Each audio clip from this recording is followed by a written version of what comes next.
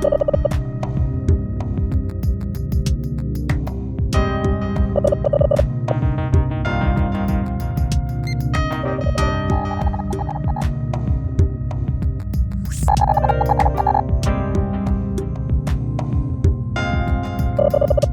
elmúlt 10 évben a magyar egészségügy és a magyar szociális ellátórendszerből rengeteg pénzt kivontak.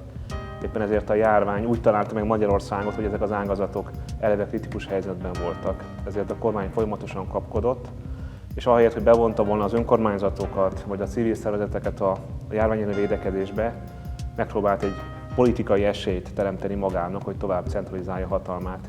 Ezért ma annak drukkolunk, hogy az egészségügyi rendszer kibírja azt a sokkot, amit a járvány jelent, és azon drukkolunk, hogy a gazdaság nem menjen teljesen tönkre Magyarországon. És mivel az elmúlt 10 év a centralizációról szólt, és például a kórházak is elkerültek az önkormányzatoktól, ezért a járványügyi védekezés teljes mértékben állami feladat. Ehhez képest az önkormányzatok, a fővárosi önkormányzat is rengeteg mindent tett a járvány megfékezés érdekében. Például a főváros rengeteg tesztet végzett, hiszen a magyar kormány nem tartotta fontosnak a teszteket a védekezés során. Ahelyett, hogy a kormány ezt egy partnerséggel honorálta volna ezt az együttműködést, tulajdonképpen egy politikai kampányt indított az önkormányzatok ellen, a fővárosi önkormányzat ellen pedig különösen. Nem csak a járvány egészségügyi és társadalmi hatásai drámaiak Magyarországon, hanem a gazdaságiak is. Az elmúlt időszakban Magyarországon a gazdaság visszaesése az egyik legmagasabb volt Európában, és közben az infláció pedig elszabadult. Éppen ezért nagyon fontos lenne, hogy hatékony lépéseket tegyen a magyar kormány a gazdasági válság megfékezése érdekében is, de úgy tűnik, hogy nem látják ennek a jelentőségét, és az elmúlt időszakban a kormány támogatásai elsősorban a munkaadókat, a vállalkozásokat érintették, és ott is csak egy nagyon szűk szegmenst.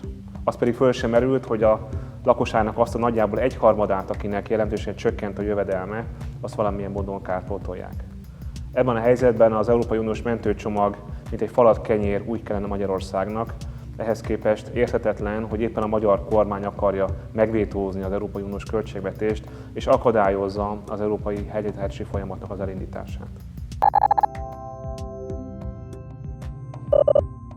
Az Európai Unió azt mondom, hogy átlépte a saját árnyékát, és a 2008-as pénzügyi válsággal ellentétben most helyesen kezeli a válságot, mégpedig azzal, hogy sok-sok pénzt biztosít, hogy befektetésekkel, a jövőbe való beruházásokkal jöjjünk ki a válságból. És az is nagyon fontos előrelépés, hogy az Európai Unió közösen lép föl a hitelezői piacon, és így segíti a válság megoldását. Sajnos azt kell mondjam, hogy a saját országom kormánya akadályozza ezt a folyamatot azzal, hogy nem képes elfogadni a jogállamisági kritériumokat, és nem tud garanciákat adni az európai adófizetőknek, hogy ez a segélycsomag ez valóban megérkezik oda, ahova kell, a vállalkozásokhoz és az emberekhez, és nem a Fidesz közeli, a kormány közeli, a gazdasági vállalkozásokat, az oligarchákat fogja erősíteni.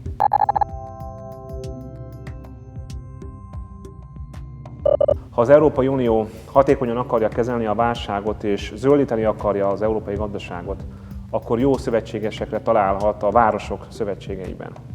Tavaly év végén a Varsói, a Prága és a pozsonyi főpolgármesterrel megalakítottuk a Szabad Városok Szövetségét, és azóta egy széleskörű európai összefogást hirdettünk európai nagyvárosokkal, amelyek ki akarják venni a részüket a zöld gazdasági újrakezdésből. És ennek a szövetségnek a magyarországi pillérét is megerősítettük, hiszen több mint 30 várossal közösen dolgozunk azért, hogy a városok közvetlen forrásokat kaphassanak, hogy hatékonyan kivegyék a részüket egy zöld és szociális Európa megteremtéséből. Ez a szövetség egyben válasz arra a kihívásra is, hogyha a magyar kormány szembe megy az európai értékekkel és a jogállamiság kritériumaival, akkor ne az országot kelljen büntetni az Európai Uniónak azzal, hogy megvonja a forrásokat. A városok partnerek lehetnek, vállalják a jogállamiság és a transzparencia kritériumait, és elkötelezettek a klímaváltozás elleni küzdelemben.